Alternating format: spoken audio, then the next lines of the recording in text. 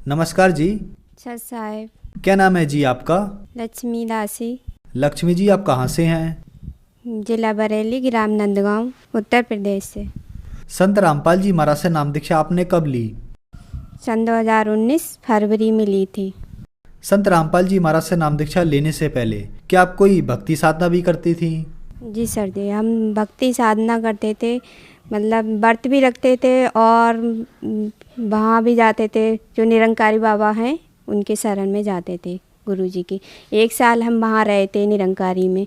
फिर हम जो शंकर भगवान का व्रत रखते थे, उनके व्रत में हमें बहुत ही मतलब रखते थे, तो हमने बहुत ही बचपन से व्रत रखे हैं शंकर भगवान के। तो हम उनसे यही विनती करते थे कि हमारी पापा की दारू छूट जाए। हमारे पापा बहुत ही सादा नशा करते थे, गुटखा तो इतना खाते थे दिन भरे में, पता नहीं 50-50 या फिर कितने खा जाते थे। और दारू इतनी पीते थे कि शाम को नहीं, दिन में खाना तो बिल्कुल खाते ही नहीं थे। और इतना नशा कर देते थे कि पूरे गांव उनका सोता नहीं था जब दारू पी के आते थे तो वो घर पे। बहन जी, क्या कारण था कि आप संत रामपाल जी महाराज की शरण में आए?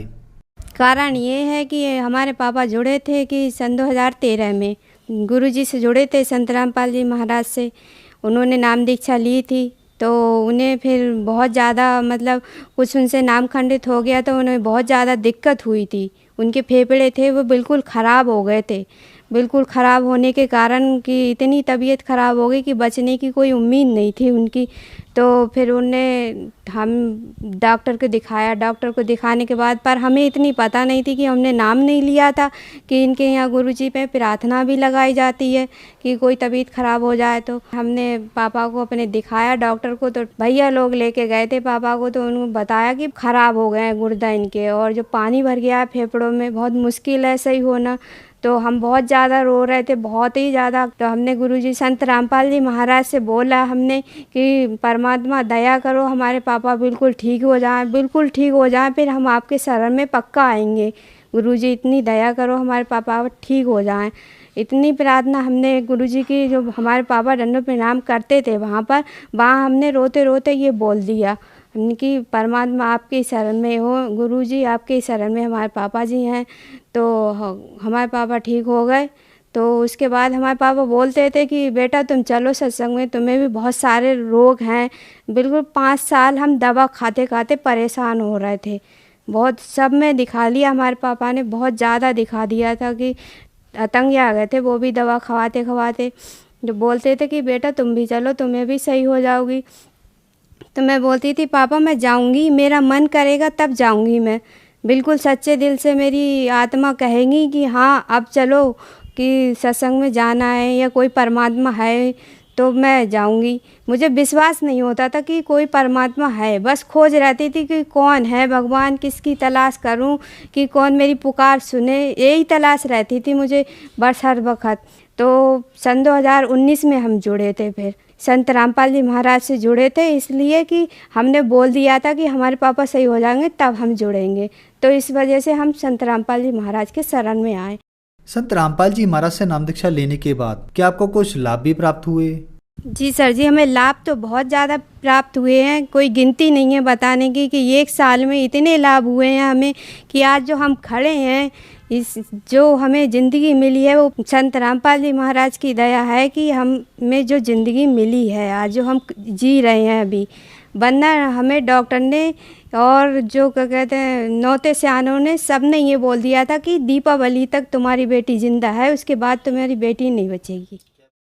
ये बीमारियां हमें एक डॉक्टर ने बोला था कि तुम्हें मतलब कैंसर है, उसका ऑपरेशन कराना पड़ेगा। और हमने जहाँ दिखाया था नौतो सयानों को, जहाँ दिखाया था वहाँ यही बोलते थे कि तुम्हारी बेटी को बचाने वाला कोई है ही नहीं पृथ्वी पे, कि इतनी बड़ी बीमारी है इसे कि बता दूंगा तो तुम्हारी बेटी घबरा जाएगी। हमारी मौसी लेके गई थी हमारे लिए एक नौते के दौरे दिखाने, उन पे देवी आती हैं, तो हमें लेके गई तो उन्होंने छूट से बोला कि ये किसकी बेटी है, ये नहीं बचेगी, इस पे तो मतलब बहुत ज़्यादा बड़ा भूत प्रेत है और इसे कैंसर है इसकी घाटी में।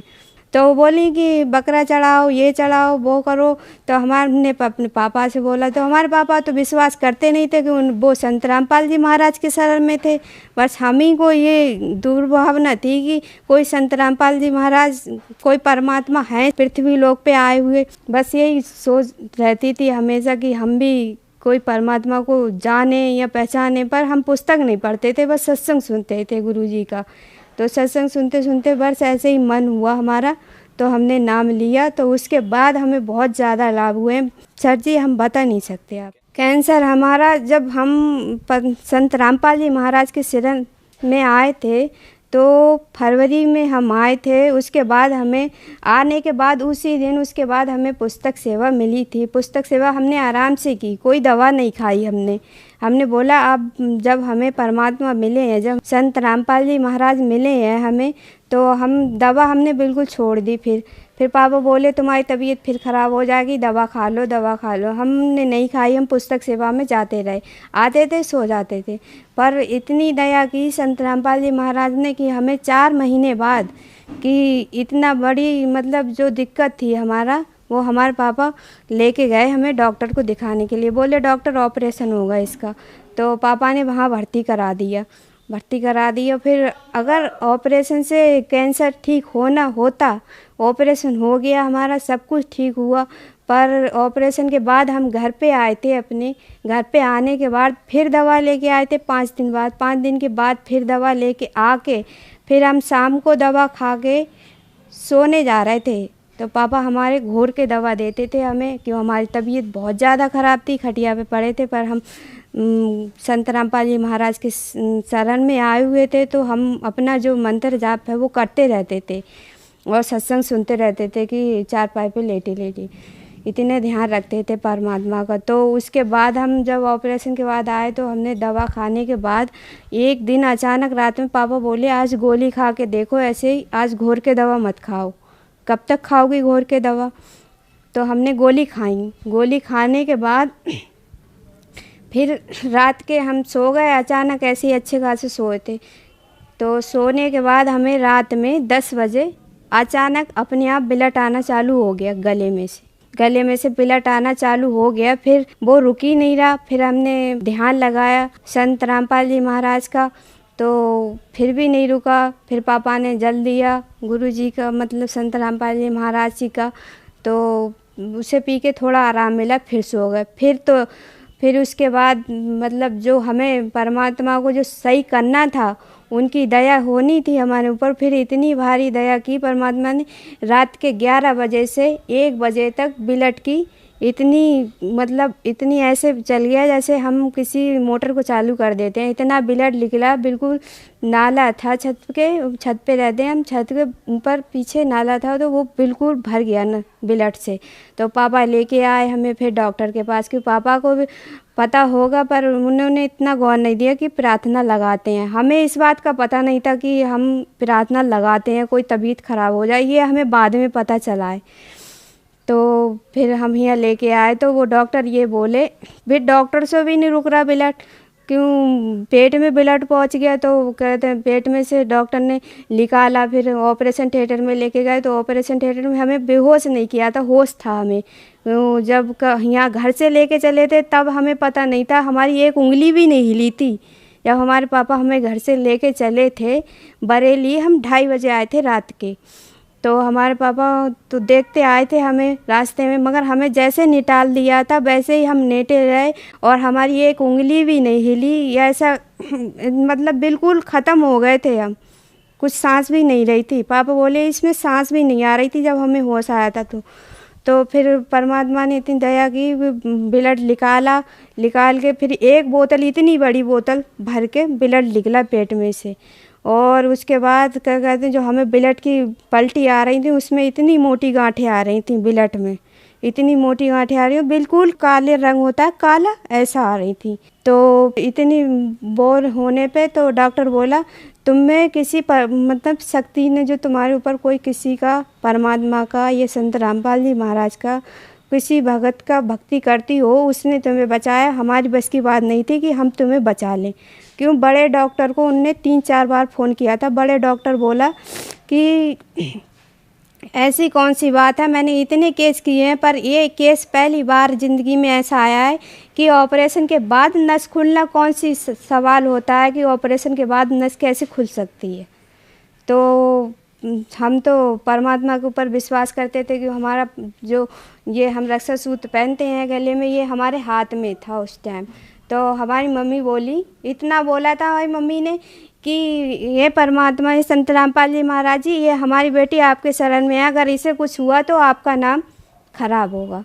तो इतने ही कहने पे हमें होश आ गया, और बल्कि हम बोतल लग गई थी हमारे, तो फिर उसके बाद हमें ब्लड की भी ज़रूरत नहीं पड़ी। इतने खून निकलने के बाद इंसान को ब्लड की ज़रूरत पड़ती है, पर हमें ज़रूरत नहीं पड़ी ब्लड की। और हम दूसरे दिन को, इन तीसरे दिन को घर आराम से अच्छे खासे गए थे। फिर उसके बाद हमें कोई दिक्कत नहीं हुई। ये ज़िंदगी दी है परमात्मा ने हमें, संत रामपाल जी महाराज ने। और इतनी कृपा है संत रामपाल जी महाराज की कि हमारे पापा जो नशा करते थे, वो संत रामपाल जी महाराज की कृपा से हमारा पापा का नशा छूट गया। बहन जी, संत रामपाल जी महाराज से नाम दीक्षा लेने के बाद आपको बहुत सारे लाभ प्राप्त हुए। तो जो दर्शक आज आपको टीवी पर देख रहे हैं, उनमें से भी किसी न किसी को कैंसर है या किसी प्रकार की बीमारी है, तो उनको क्या करना होगा? उनको क्या करना है भगत जी, ये संदेश तो परमात्मा के शरण में आने से ही पता चलेगा कि परमात्मा की भक्ति करो।